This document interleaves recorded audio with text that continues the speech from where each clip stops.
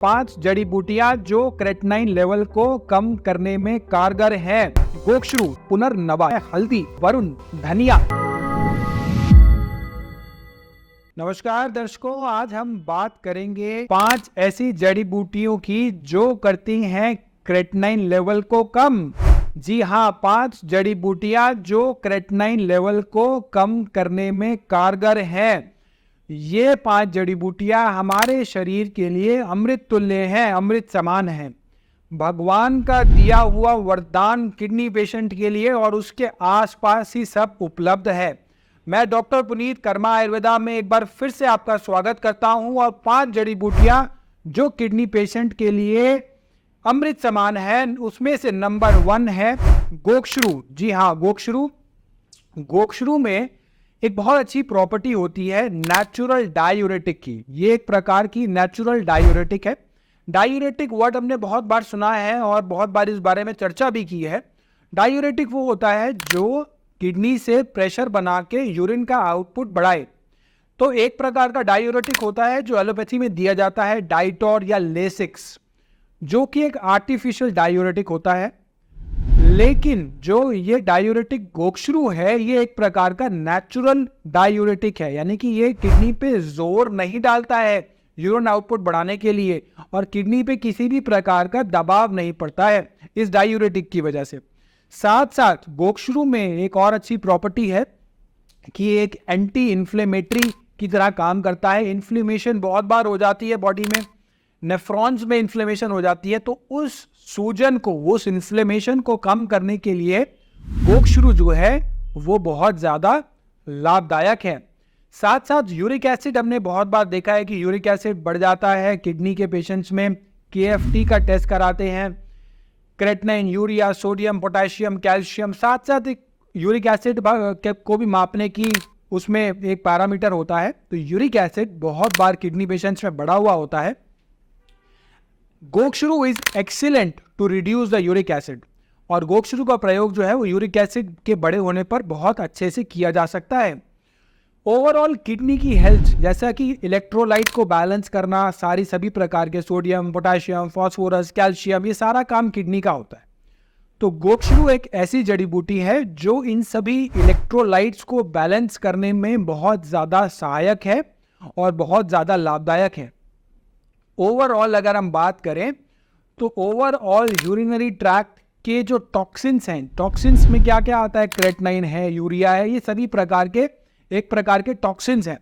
तो गोक्षरू इन सभी टॉक्सिन्स को बाहर निकालने में किडनी में बहुत ज़्यादा लाभदायक होता है और बहुत ज़्यादा हेल्पफुल होता है। दूसरी जड़ी बूटी जो है वो है पुनर्नवा। जैसा कि नाम से ही प्रतीत हो रहा है, नाम से ही पता चल रहा है, पुनर्नवा यानी कि दोबारा से नया जो कर दे, जो इस तरह की कैपेसिटी जड़ी बूटी रखती है उसका नाम है पुनर्नवा। शरीर को दोबारा से नए करने की क्षमता रखने वाली जड़ी बूटी का नाम है पुनर्नवा। शरीर के साथ साथ किडनी को भी नया जीवन देने के लिए सामर्थ्य रखने वाली जड़ी बूटी का नाम है पुनर्नवा। ये बहुत एक्सीलेंट डायूरेटिक है। डायूरेटिक गोक्षरू भी है और पुनर्नवा भी है। गोक्षरू भी डायूरेटिक का काम करता है, लेकिन उससे भी कई गुना ज्यादा अच्छा है पुनर्नवा जो डायूरेटिक का काम करता है। पुनर्नवा जो है ये ग्लोमेरुलर फिल्ट्रेशन रेट यानी कि जीएफआर को बढ़ाने में बहुत ज्यादा सहायक है और बहुत ज्यादा लाभदायक है। 1 मिनट में हमारी किडनी कितना फिल्टर कर रही है उसको कहा जाता है ग्लोमेरुलर फिल्ट्रेशन रेट यानी कि जीएफआर। तो उस जीएफआर की नॉर्मल वैल्यू होती है 90 ml पर मिनट या 80 ml पर मिनट। जब किडनी कम काम कर रही होती है तो ये जीएफआर धीरे धीरे कम होता है और क्रेटिनाइन बढ़ता चला जाता है। उस जीएफआर को बढ़ाने के लिए, किडनी की कार्य क्षमता को दोबारा जागृत करने के लिए, पुनर्जीवित करने के लिए पुनर्नवा जो है वो बहुत ज्यादा हेल्पफुल होता है। जीएफआर बढ़ाने का काम करता है पुनर्नवा। और साथ में बॉडी में जो फ्लूइड इकट्ठे हो जाते हैं किडनी पेशेंट्स में, लंग्स में इकट्ठा हो जाना, प्लूरल डिफ्यूजन हो जाना, पेट में इकट्ठा हो गया फ्लूइड तो एसाइटिस हो गया, पैरों में इकट्ठा हो गया फ्लूइड तो पेटेलोडेमा हो गया, और आंखों के नीचे भी कई बार फ्लूइड इकट्ठा हो जाता है तो वहां पे भी पेरीऑर्बिटल ओडेमा हो जाता है। इन सभी प्रकार के फ्लूइड जो बॉडी में इकट्ठा हो जाते हैं उन फ्लूइड का बैलेंस आउट करने के लिए बहुत ज़्यादा कारगर है। पुनर्नवा यानी आपके शरीर को दोबारा से जीवित करने की क्षमता रखने के लिए। तीसरी जड़ी बूटी का नाम है जो किडनी के लिए अति लाभदायक है, वो है हल्दी। इसे संस्कृत में हरिद्रा भी कहा जाता है। हल्दी वही हल्दी जो हम घर में आम तौर पर रोजमर्रा में डेली बेसिस पे सब्जी में यूज करते हैं या हम किसी और प्रकार से उसका इस्तेमाल करते हैं, ये वही हल्दी है। इसका एक प्रकार का नेफ्रो प्रोटेक्टिव एक्शन है, यानी कि किडनी जो है पूरी नेफ्रो मतलब किडनी से संबंधित, प्रोटेक्टिव मतलब बचाव करने वाला। नेफ्रो प्रोटेक्टिव एक्शन जो है वो हम हरिद्रा का बताया गया है, हल्दी का बताया गया है। एंटीऑक्सीडेंट का बहुत अच्छा काम करती है हल्दी हरिद्रा, यानी कि शरीर में ऑक्सीजन लेवल को बढ़ा के रखने के लिए, जिससे सेल्स जो है वो डाई आउट ना हो, उनका लाइफ स्पैन बढ़े, उसके लिए बहुत ज़्यादा हेल्पफुल है हरिद्रा।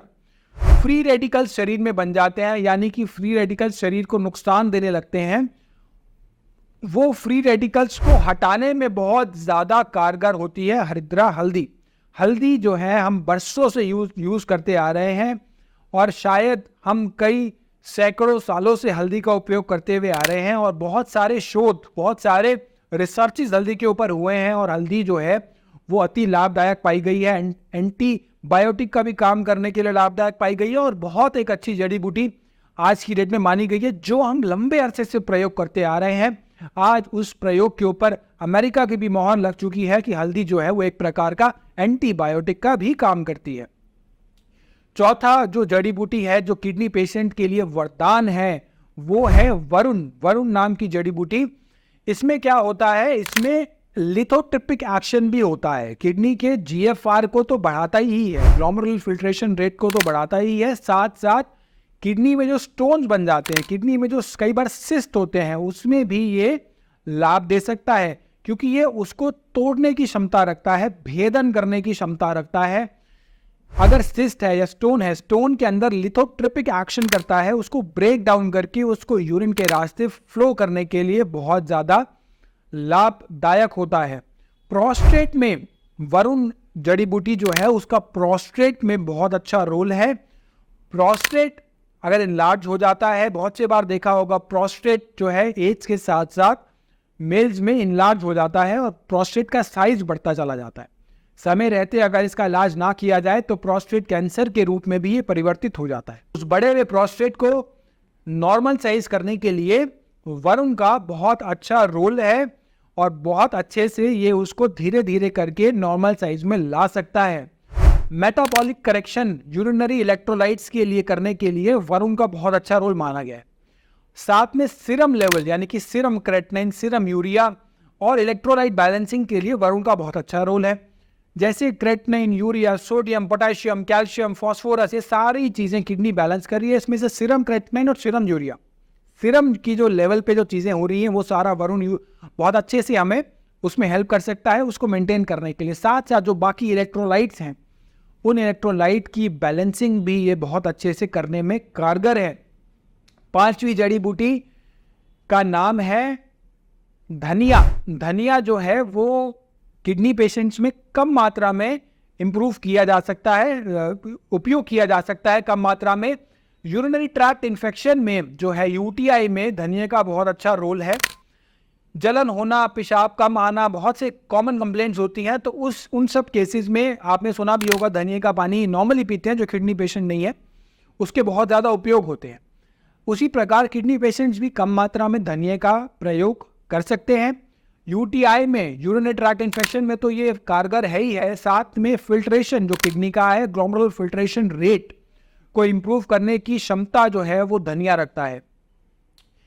धनिया का रेगुलर सेवन करने से किडनी पेशेंट में जो पानी का रिटेंशन हो रहा होता है, पानी का रिटेंशन होता है किडनी पेशेंट्स में, क्योंकि किडनी फिल्टर नहीं कर रही होती, तो जो भी पानी पी रहे हैं वो पैरों में, हाथों में, पेट में, सब जगह इकट्ठा होता चला जाता है, तो वो धनिये से रिटेंशन लेवल जो है वो किडनी का कम होता चला जाता है। ये हमारे शरीर से टॉक्सिन्स को निकालने में बहुत ज़्यादा कारगर है। माइक्रोब्स, छोटे छोटे जो इन्फेक्शन कॉजिंग पार्टिकल्स होते हैं, माइक्रोब्स होते हैं, और साथ में जो शरीर से टॉक्सिन्स निकालने के लिए धनिया बहुत ज़्यादा कारगर है। ये वही सारी जड़ी बूटियां हैं जो आप डेली रूटीन में इंक्लूड कर सकते हैं, आपकी किडनी को रीवाइटलाइज भी करेगी। लेकिन किस मात्रा में लेना है, कितनी मात्रा में लेना है, वो आवश्यक है। उसके लिए आप डॉक्टर से संपर्क कर सकते हैं। हमारे यहाँ पे किडनी से रिलेटेड ट्रीटमेंट काफ़ी लंबे समय से हम करते आ रहे हैं। बहुत से पेशेंट्स का GFR इम्प्रूव हुआ है, क्रेटनाइन रिड्यूस हुआ है, और अन्य काफ़ी सारे पेशेंट्स हैं जिनको डायलिसिस और ट्रांसप्लांट की ज़रूरत नहीं पड़ी है।